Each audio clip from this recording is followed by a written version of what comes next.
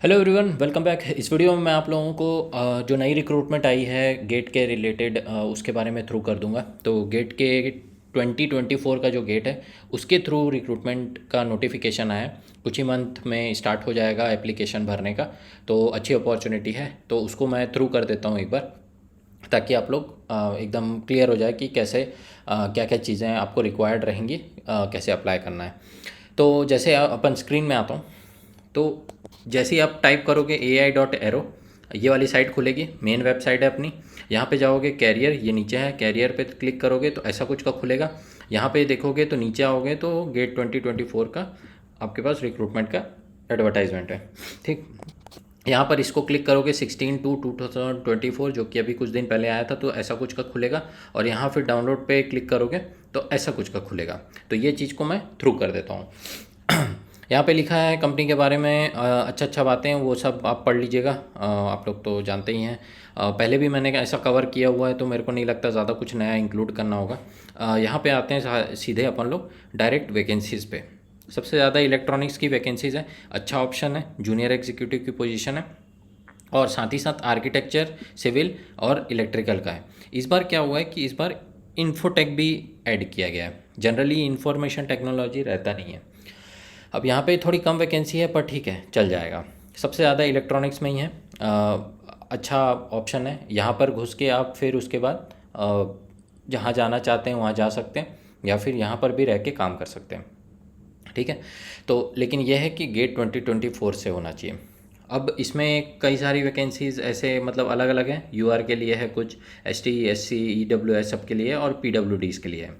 यहाँ पर फिर भी नीचे आया है तो एब्रीवेशंस क्या यूज़ किया है उसने ये बताया। एब्रीवेशंस क्या यूज़ किया है उसने ये बताया। फिर उसके बाद देखोगे तो नीचे टाइप्स ऑफ वो डिसेबिलिटी है, मतलब क्या क्या कंसिडर कर रहे हैं, क्या क्या नहीं। जैसे यहाँ 5 पोस्ट है ना, ऊपर में 5 पोस्ट है, तो पाँचों पोस्ट के लिए फंक्शनल रिक्वायरमेंट क्या है, SSTW RW MF ऐसा। तो यहाँ पे जाके पता लग जाएगा कि SSTW का क्या मतलब है। एस का मतलब सिटिंग है, ST का मतलब डाउन स्टैंडिंग है, W का मतलब वॉकिंग है, SC का मतलब सीइंग है। वही चीज़ें यहाँ पे डली हुई है। मतलब इस पोस्ट के लिए अगर डिसेबिलिटी है तो भी आपको ये चीज़ की तो रिक्वायरमेंट पड़ेगी। ठीक है, अब ABCD टाइप है, यहाँ पर देख ले हो गया ABCD टाइप के मतलब वैकेंसी, मतलब डिसेबिलिटी के लिए वैकेंसीज़ है, कम है ऑल दो। पर यहाँ पर जैसे देखोगे आप कि ए में देख लेते हैं, तो बी और LV। मान लीजिए ब्लाइंड बी का मतलब ब्लाइंड है यहाँ, और LV का मतलब लो विजन। जितना मेरे को समझता है, ब्लाइंड अगर लो विजन भी है तो चलेगा। यहाँ पर रिक्वायरमेंट लेकिन किसकी है, SSTW BN। एस मतलब सिटिंग, ST मतलब स्टैंडिंग, W मतलब वॉकिंग, BN मतलब बेंडिंग, ये सब चीज़ें की ज़रूरत पड़ेगी। अब मेरे को ज़्यादा तो नॉलेज नहीं है PWD का, पर मेरे को लगता है डिसेबिलिटी वाले समझ जाएंगे। इसके लिए आपको डिसेबिलिटी का सर्टिफिकेट दिखाना पड़ता है एप्लीकेशन वेरिफिकेशन के टाइम पे। ठीक है, तो सब एब्रीवेशंस यहाँ पे लिखे हुए हैं, डिसेबिलिटी वाले देख लेना। ठीक, अब कुछ नोट पॉइंट्स हैं यहाँ पे, जैसे सर्टिफिकेट्स के ही रिगार्डिंग है। तो इंक्रीज़ डिक्रीज़ कर सकती है वैकेंसीज़, ये तो आपको पता ही है। जैसे कास्ट सर्टिफिकेट हो गया OBC के केस में, ST SC के केस में। इसमें डेट लिखी हुई है ऑन और बिफोर 1/5/2024, पर लेटेस्ट वाला भी एक्सेप्ट कर लेते हैं, जितना बेटर है अगर आपके पास लेटेस्ट है तो। वैसे ही OBC NCL का है, फिर EWS का है, सर्विसमैन्स का है ना, डिसेबिलिटी वालों का भी है। तो अपना जो सर्टिफिकेट है वो तो प्रॉपर रखें, लेटेस्ट है। एक्स सर्विसमैन के लिए भी है। फिर उसके बाद एक्सपीरियंस सर्टिफिकेट है। अगर आप एक्सपीरियंस पर्सन है तो एक्सपीरियंस लेके आ रहे हैं तो हिंदी और इंग्लिश में लिखा होना चाहिए उसमें, एटलीस्ट, और कोई लैंग्वेज में एक्सपीरियंस सर्टिफिकेट नहीं होना चाहिए। ठीक, तो ये सारी चीज़ें छोटे मोटे सर्टिफिकेट्स के बारे में। एजुकेशनल क्वालिफिकेशन क्या चाहिए, देख रहे हो आप, बैचलर्स बस चाहिए, है ना। Bachelor's degree in architecture, bachelor's degree in civil, electrical, electronics and telecommunication. यहाँ देख रहे हो आप CSIT भी है और इलेक्ट्रॉनिक्स भी है। और अगर आपने MCA करा है तो भी आप अप्लाई कर सकते हैं। लेकिन इंपॉर्टेंट पार्ट क्या है, एलिजिबिलिटी क्या है यहाँ पे, गेट कोड का। यहाँ पर AR कोड से आप गेट दिए होने चाहिए, यहाँ CE कोड से, यहाँ EE कोड से, और यहाँ EC, और यहाँ CS कोड से, है ना। तो अगर CS से भी दिए हैं तो आप यहाँ वाली वैकेंसी में अप्लाई कर सकते हैं। और यहाँ पर इलेक्ट्रॉनिक्स भी अलाउड है ना, देख रहे हो। तो MCA भी किए हो अगर तो भी चलेगा। हाँ, तो एक बेनिफिट सा मिल जाएगा आपको गेट स्कोर का। अगर मान लो आप कहीं स्टक है, नहीं हो पा रहा है, कहीं मिल रही नहीं है जॉब, तो बहुत अच्छा ऑप्शन है ये। यहाँ आके फिर आगे फर्दर का सोच सकते हो। फिर और हाँ, इम्पॉर्टेंट पार्ट ये भी है कि इसमें 60% नहीं मांगा है, जो और अच्छी चीज़ है। सिर्फ 5 डिग्री मांगा है, चाहे आप बैचलर डिग्री किए हो या पीजी किए हो, दोनों में वही होना चाहिए कि पास बस होना चाहिए। यहाँ पर देखोगे तो रिकग्नाइज्ड होनी चाहिए आपकी यूनिवर्सिटी वगैरह, वो सब जानते ही हो आप, यूजीसी या फिर एआईसीटीई वाला। फिर आते हैं अपन, candidates are allowed to apply against, हाँ ये तो बताया ही मैं ऊपर में, जहाँ पे एलिजिबल हो वहाँ अलाउड अप्लाई कर देना। फाइनल सेमेस्टर में हैं तो वो आपका मतलब कट ऑफ डेट के, अप्लाई करने के कट ऑफ डेट के पहले मतलब आपके पास अवेलेबल रहना चाहिए डॉक्यूमेंट्स, मतलब फाइनल ईयर का मार्कशीट वगैरह भी चल जाता है। प्रोविजनल वगैरह वाला जो डिग्री होता है वो लेके आप रखे रहना है एप्लीकेशन वेरिफिकेशन के समय, ठीक है, क्योंकि उस समय आपके पास में भी फाइनल डिग्री ना हो तो प्रोविजनल डिग्री से काम चल जाता है। लेकिन कुछ टाइम के बाद, कुछ टाइम तक की विंडो देते हो, 5-6 मंथ का, उसके बाद तो आपको ओरिजिनल डिग्री डालनी पड़ेगी। ठीक है, उसी से रिलेटेड है यहाँ भी, आपके पास डिग्री विग्री मार्कशीट वगैरह तो आपके पास अवेलेबल होनी चाहिए जब आपका एप्लीकेशन वेरिफिकेशन हो।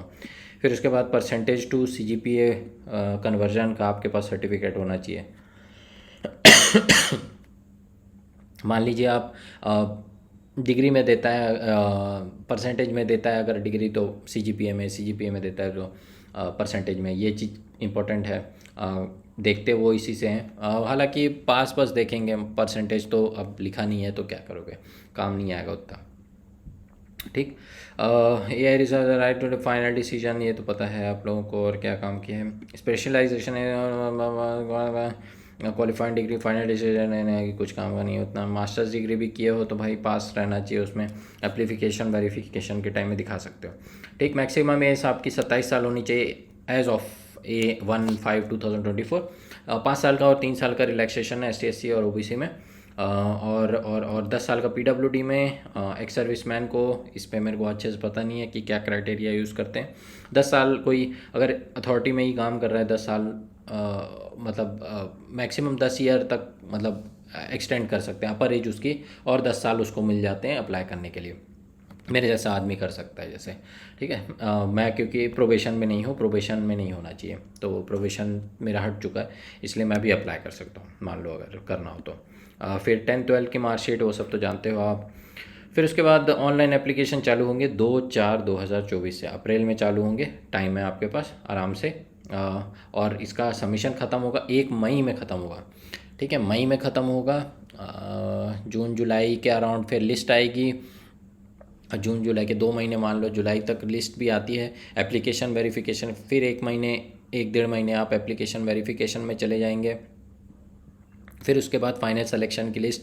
तो इस साल के एंड तक आपको जॉब हाथ में आ जाएगी, ऐसा है। तो अच्छा अपॉर्चुनिटी है, भी फटाक से हो जा रहा है, फटाक से तो इतना भी नहीं, मतलब साल का एंड जाएगा पर एटलीस्ट श्योरिटी हो जाएगी आपको, है ना, कि मेरा हो सकता है कि नहीं, डिपेंडिंग अपॉन द वैकेंसीज। बाकी रेन्यूमरेशन तो जानते हो आप लोग, 40,000 बेसिक है, बहुत सारे वीडियोस में मैंने बताया ही है। E1 लेवल पे आप रिक्रूट होगे, ग्रुप भी होगा, बेसिक मिलेगा, DNS अलाउंस मिलेगा, HRA और वो भी रहता है, पर्क्स भी रहता है। पर्क्स मेन पार्ट है इसमें, पर्क्स आपको मतलब स्पेशल चीज़ है जो अलग बनाता है थोड़ा यहाँ पे PSUs में। ठीक, फिर उसके बाद CPF gratuity, social scheme, medical वगैरह अच्छा है यहाँ का, तो मेडिकल मिल जाएगा। कॉस्ट टू कंपनी लिखा है 13 लाख, पर मेरे को एकदम एग्जैक्ट इसका वो नहीं है मेरे पास कैलकुलेशन कि पैकेज आपका 13 लाख कैसे बनता है। मेरा ही करीब 10 के अराउंड होगा अभी फ़िलहाल, है ना, और मतलब प्रमोट हो जाऊँगा तो बन जाएगा इतना, पर टोटल कैसे बोलते हैं ऐसा मेरे पास आइडिया नहीं है, मेरे को अभी, पहले भी नहीं था अभी भी नहीं है कि 13 लाख कैसे बनता है JEE में। मोस्ट प्रोबेबली वो जो होते हैं क्या बोलते हैं, अरे यार, PRP वगैरह वो सब मिला के हो जाता होगा, पर ये जस्ट मेरा गैस है। ठीक, फिर उसके बाद पे प्रोटेक्शन मिलेगा आपको, कहीं और किसी और जगह से आ रहे हैं आप, इधर आ रहे हैं तो पे प्रोटेक्शन मिल जाएगा, तो उसके रिलेटेड है ये। पे प्रोटेक्शन मतलब आपकी बेसिक वगैरह इंटैक्ट रहती है, लेकिन वो डिपेंडिंग अपॉन द रूल्स है, जैसे यहाँ लिखा हुआ है DPE गाइडलाइंस के हिसाब से आपको पे प्रोटेक्शन मिलेगा। DPE मतलब डिपार्टमेंट ऑफ पब्लिक इंटरप्राइजेस, उसमें जाके फिर खरीदना पड़ेगा, निकालना पड़ेगा चीज़ें, कैसा है, कहाँ क्या रूल है, तो उस बेसिस पे आप पे प्रोटेक्शन अपना ले सकते हैं। मान लीजिए कहीं स्टेट गवर्नमेंट से आ रहे हैं या फिर किसी और PSU से आ रहे हैं या फिर सेंट्रल पोजीशन से आ रहे हैं तब। फिर उसके बाद एलिजिबिलिटी देख रहे हैं, एज एज ऑफ 1/5/2024 है। गेट का 2024 का ही बस यहाँ पे एलिजिबल है ना, कोई प्रीवियस गेट स्कोर नहीं देख रहे हैं ये, और रिक्वायर्ड डिसिप्लिन में ही चाहिए इनको।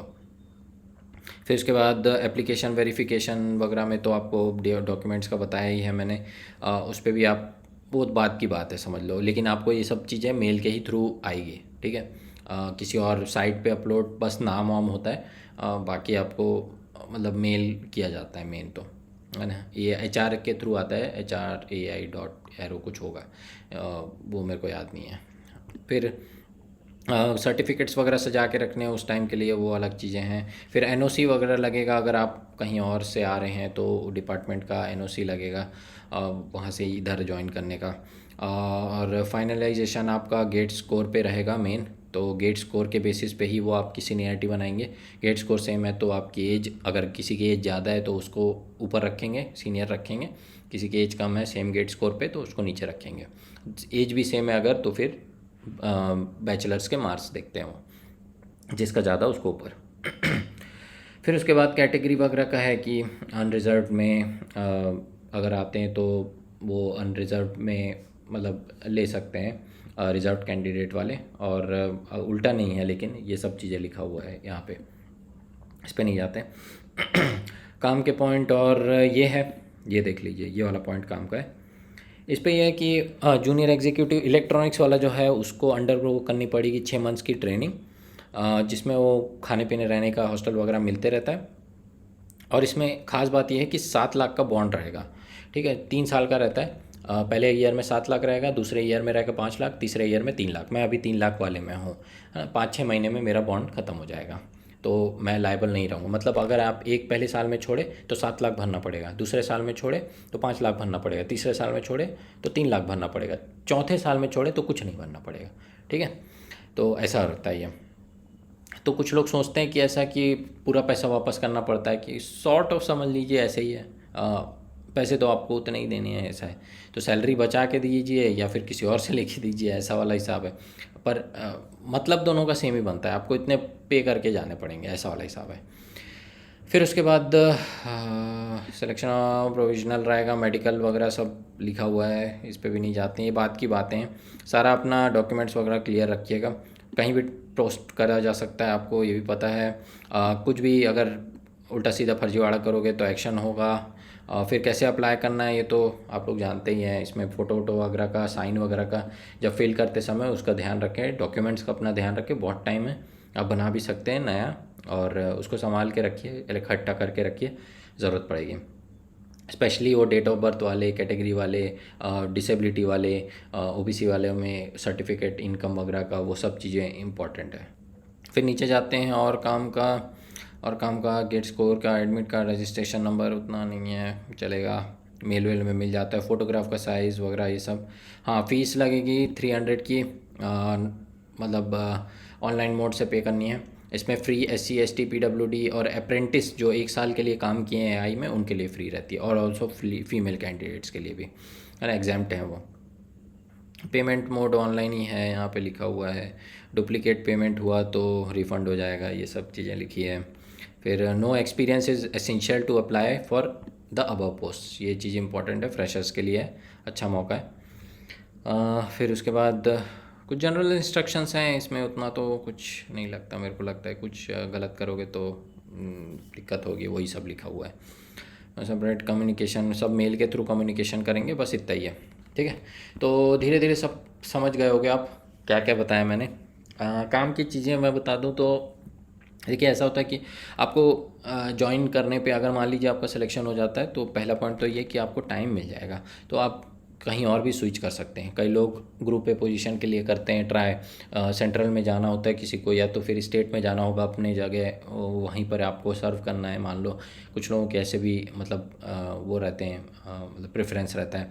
फिर दूसरा, मान लो कि अगर मान लो आपको प्राइवेट साइड वगैरह भी जाना है, तो इसके लिए भी प्रिपेयर वगैरह कर सकते हैं, डिपेंडिंग अपॉन कि आप एफर्ट मार रहे हैं ऑफिस आवर्स के बाद, है ना। ऑफिस आवर्स में ऑफिस का काम करिए, ऑफिस के बाद जो अपना काम करना चाहते हैं वो करिए। मैंने भी किया है, मेरा भी तो वीडियोस देखे ही हो आप, मैं सब कुछ मतलब AI में रह के ही मैंने क्लियर किया है। ठीक। तो पहला तो ये मिल जाएगा आपको ऑप्शन यहाँ पे। दूसरा एक तो फ्रेशर का टैग हट जाएगा आपके, हो सकता है कुछ एक्सपीरियंस रहेगा कि हाँ भाई मैं कहीं काम किया हूँ, है ना। एक्सपीरियंस इंपॉर्टेंट है। कहीं भी काम आ जाए तो चलेगा भाई। ऐसे वेले रहोगे ना तो वो ज़्यादा मतलब नेगेटिव हो जाता है, समझ के चलिए। अगर स्पेशली अगर आप बहुत टाइम से मतलब खाली हैं तो उस सेंस में फ्रेशर्स के लिए अच्छा हो जाता है। तीसरा जो इम्पोर्टेंट चीज़ है, बॉन्ड वगैरह भी ट्रांसफ़र हो जाते हैं डिपेंडिंग अपॉन कहाँ जा रहे हो आप। तो बॉन्ड का तकलीफ मत सोचिएगा ऐसा कि नहीं हो पाता है। थोड़ा हाथ पैर मारना पड़ेगा, आगे पीछे दौड़ना पड़ेगा, लेकिन पॉसिबल होता है कि कर सकते हैं। और depending upon you and depending upon जहाँ आप जाना चाह रहे हैं, ठीक है, बॉन्ड ट्रांसफ़र हो जाता है।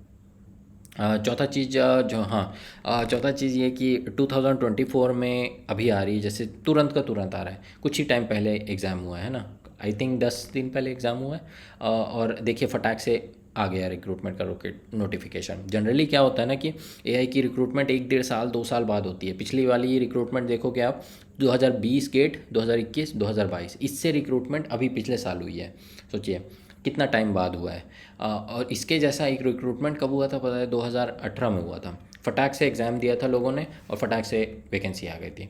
दैट डिपेंड्स अपॉन रिक्वायरमेंट है ऐसा। अब ऐसे तो कह नहीं सकते कि 2025 में भी ऐसे ही होगा, मे नॉट भी ऐसा मौका मिले। तो जिसने अच्छे से दे दिया है, लकीली जिसका अच्छा चला गया है पेपर और वो एक्सपेक्ट कर रहा है अच्छे नंबर आ सकते हैं, तो हाथ मार सकता है। हाँ, क्योंकि ऐसे फटाक से नहीं आती है एकदम वैकेंसी एआई की।